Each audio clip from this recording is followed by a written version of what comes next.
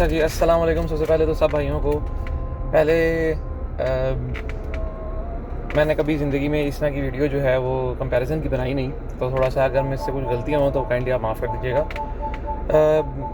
मुझे काफ़ी सारे मैसेजेस आ रहे थे कल से कि भाईजान फ्रॉन्क्स आ गई है सुजुकी की, अब जो जेको की J5 है जो कि कंफर्ट वेरिएंट है वो तो बिकेगा नहीं बिल्कुल। वो तो अब हमें बताएं कि क्या हमें फ्रॉन्क्स लेनी चाहिए या फिर हमें जेको J5 लेनी चाहिए।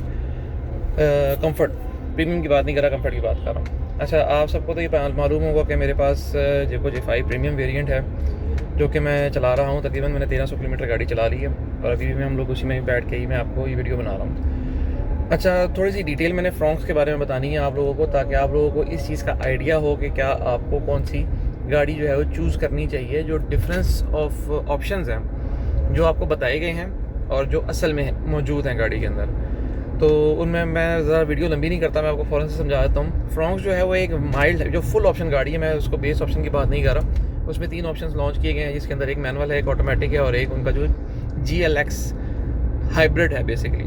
अच्छा, तो पहली चीज़ बताऊँ तो ये कि उनकी इंट्रोडक्टरी प्राइस जो है वो तकरीबन 63 लाख 74 मतलब ऑलमोस्ट 64 लाख रुपये है, जो कि 2 टोन के लिए है, और 63 लाख रुपये जो है वो सिंगल टोन के लिए, मोनोटोन के लिए। अच्छा, इसमें जो डिफरेंस है, जो ऑप्शंस का डिफरेंस है वो मैं आपको समझा देता हूँ। इसका जो सिस्टम है माइल्ड हाइब्रिड कहते हैं उसको, MILD, माइल्ड हाइब्रिड सिस्टम। जेको J5 कंफर्ट के अंदर जो हाइब्रिड सिस्टम आता है वो 48 वोल्ट्स का आता है। 48 वोल्ट्स का मतलब ये होता है कि इसके अंदर जो बैटरीज और इसका जो मोटर है वो सफिशेंट है गाड़ी को खुद मूव करने के लिए, उसको उसके AC कंप्रेसर्स वगैरह हर चीज़ चलाने के लिए आज से। इसके अंदर 1.8 किलोवाट आवर की, ये बात आपने बड़ी ध्यान से नोट रखनी है और सुनना बड़े गौर से।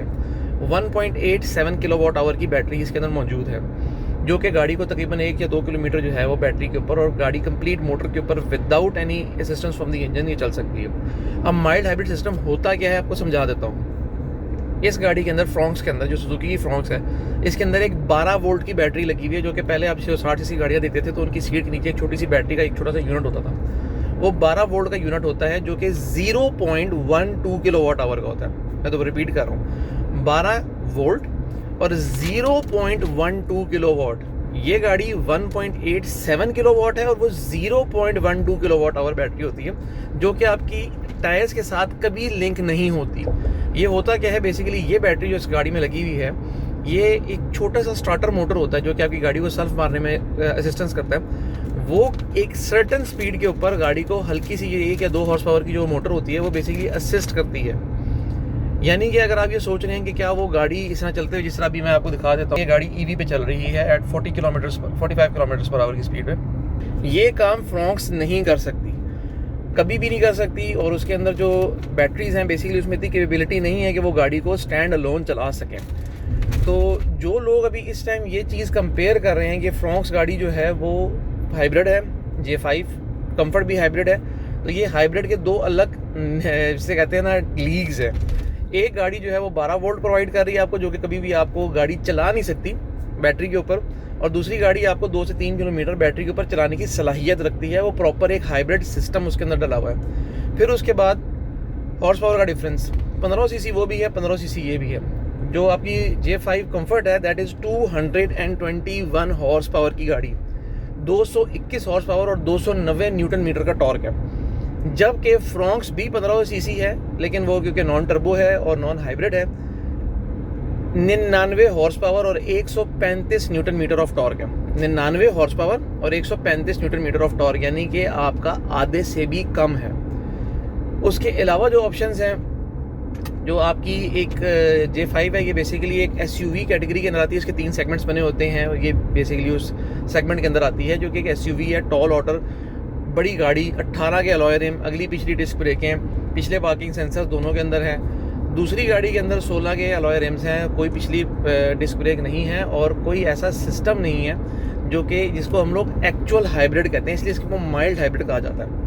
तो जिन भाई ने इनका कंपैरिजन करना है वो बेशक शौक से करें। एक XUV सेगमेंट है जो कि सुजुकी ने खुद एक नया क्रिएट किया है, जो कि स्विफ्ट से थोड़ी सी बड़ी गाड़ी है, और बाकी जो आपने प्लास्टिक की जो सुजुकी से एक्सपेक्ट करना है वो वैसे उसके अंदर भी होगा। तो कोई रडार नहीं है इसके अंदर। आप अगर ये सोच रहे हैं कि इसके अंदर रडार गाइडेड क्रूज़ कंट्रोल है, इसके अंदर कोई लेन असिस्ट वगैरह ऐसा कोई फंक्शन अवेलेबल नहीं है। सिंपल क्रूज़ कंट्रोल दोनों गाड़ियों के अंदर है, 9 इंच का डिस्प्ले दोनों गाड़ियों के अंदर अवेलेबल है, क्लाइमेट कंट्रोल दोनों गाड़ियों में अवेलेबल है। लेकिन एक गाड़ी दूसरी गाड़ी से साइज़ में बहुत बड़ी है, बूट कैपेसिटी बहुत ज़्यादा है, अंदर का स्पेस बहुत ज़्यादा है। तो ये चीज़ें बहुत मैटर करती हैं उन लोगों के लिए जिन लोगों ने गाड़ी परचेज़ करनी है। अब जो कंफर्ट वेरिएंट के अंदर जो हम लोग कीड़े मकोड़े निकाल रहे थे कि आपने माशाल्लाह सनरूफ नहीं दी, तो उसमें भी सनरूफ नहीं है। सेकेंडली जो सबसे मेन चीज़ है वो ये कि एक गाड़ी के अंदर आपको डायरेक्ट हाइब्रिड ट्रांसमिशन मिलता है। डायरेक्ट हाइब्रिड ट्रांसमिशन का मतलब ये होता है कि जो गियर है उसके अंदर ही हाइब्रिड मोटर जो है ना वो इंटीग्रेट की जाती है। दूसरी गाड़ी के अंदर आपको एक CVT ट्रांसमिशन मिलता है जिसके अंदर आपको मैनुअल का ऑप्शन भी मौजूद है। आप लोगों ने डिसीजन अपने मुताबिक लेना है। एक गाड़ी अगर 2 से 3 लाख रुपए महंगी है तो वो आपको क्या ऑप्शंस प्रोवाइड कर रही है, ये चीज़ें आपने बहुत बहुत ज़्यादा गौर से मेक श्योर करनी है।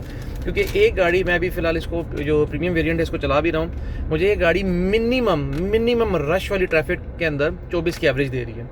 जबकि सुजुकी, मैं फिर दोबारा से ये चीज़ कहूँगा कि Suzuki is not a hybrid vehicle. ये बात अपने माइंड में रखना है। माइल्ड हाइब्रिड का मतलब मैंने आपको बता दिया है। बाकी जो समझदार हैं वो समझ जाएंगे, बाकी उनको जैसे ही अगर पसंद है तो वो बिल्कुल लें जाके, उनको कोई इशू नहीं होगा।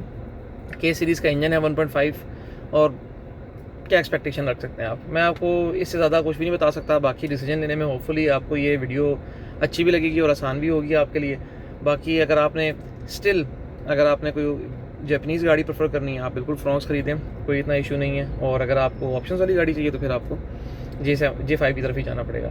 बाकी इंशाल्लाह नेक्स्ट वीडियो में आपको थोड़ी बहुत और भी डिटेल बताएंगे दोनों गाड़ियों के हवाले से। टेक केयर, अल्लाह हाफ़िज़।